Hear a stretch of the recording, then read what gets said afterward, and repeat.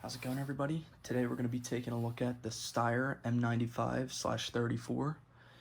This originally was a long rifle, but it was cut down to the carbine length during World War II at some point, and the original carbines, the World War I carbines, had much shorter back sights. If you see, this is a full length sight, so that's how you know. This was updated by the Germans in World War II to 8x56R. Got an original box of ammo here, as well as a case. And these are just really cool rifles. It was a World War I long rifle originally, serving the Austrian Empire or the Austro-Hungarian Empire. And it's been around for a long time. There's no date on it, sadly. It was covered with the S mark, but I'll go into that. I'll show you guys some rifle features. Straight pull bolt, just like the Steyr long or the long rifles. Your S mark indicates that it's 8x56R and not 8x50R. And that's just the updated cartridge from World War II. Your safety's here. And I'll put it on, I'll cock it first. And that makes it a dead trigger. And to decock the bolt safely, just pull the trigger and let it slide forward. Your mag release or your Enbloc release is right here. It's a little push button. I'll show you guys the clip release in action. So, cock that. Get your box open. And then,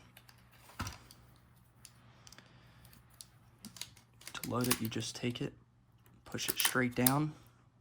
And these are you can only load them one way. You can only load them facing this way up. And then your clip release, press this button. And out she comes. These jump quite a bit when you use that clip release. They jump out quite far. Hope you guys didn't mind the cut. Wanted to show you that.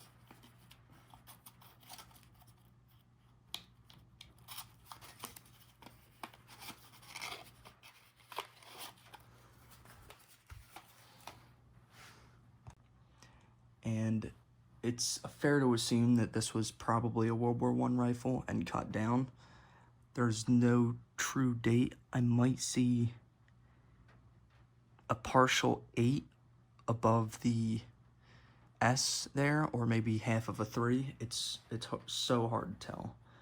Someone put a nice shellac of some sort on the stock at some point, but it doesn't really matter that much. And a stacking rod at the end. And the only reason I say it's a M95/34 is this import mark. It could be wrong. It could be M95/30, like a lot of them are, but that's what this one just says, so I'll go with it. Got an original sling. It's been through some time, clearly. It has been around for a long time, and they're just pretty cool rifles. Your sights go up to 2,200 yards, it looks like. And your battle sight is set at 500, I believe. And your lowest setting is 300. So you flip it up for the lowest setting. This one's sighted in for 500 though, at least at 100 yards. So, and your side-mounted sling, that was another addition by the Germans probably, or whoever upgraded these things, because they were originally on the bottom. If you look there, and it would have been over here somewhere, I guess the stock might be World War II era as well. I'll show you guys some of this original ammo.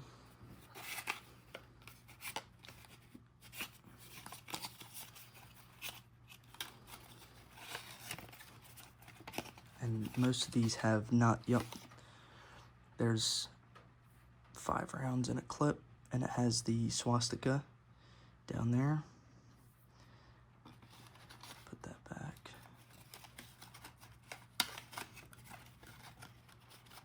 I always forget how these go together. They're so frail, it's almost falling apart as I'm holding it. And you have your ammo pouch that would be found on an ammo belt. Holding your boxes, and the reason you would think that these are is because they all have that weird angle. So if you look, that's why they're angled like that. I'll load this thing up and take it out to the range and shoot it.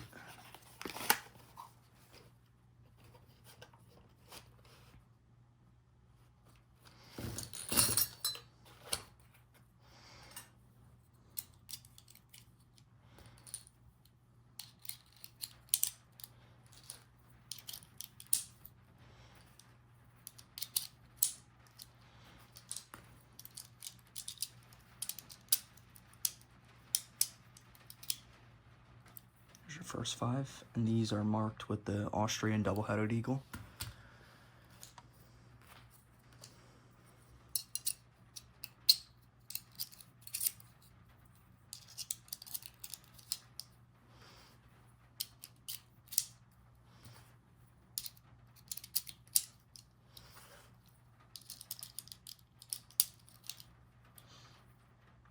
So now that we got all 10 loaded up, let's take it out to the range and shoot some rounds through it.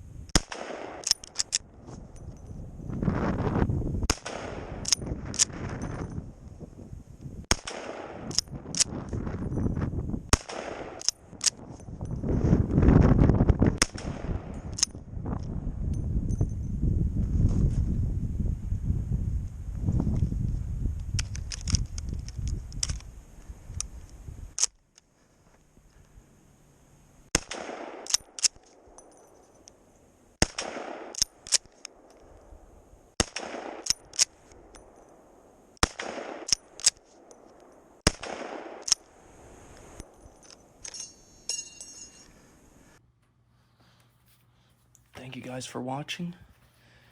And if there's one takeaway from this video, it's that Austro-Hungarians really made a good rifle. Thank you guys.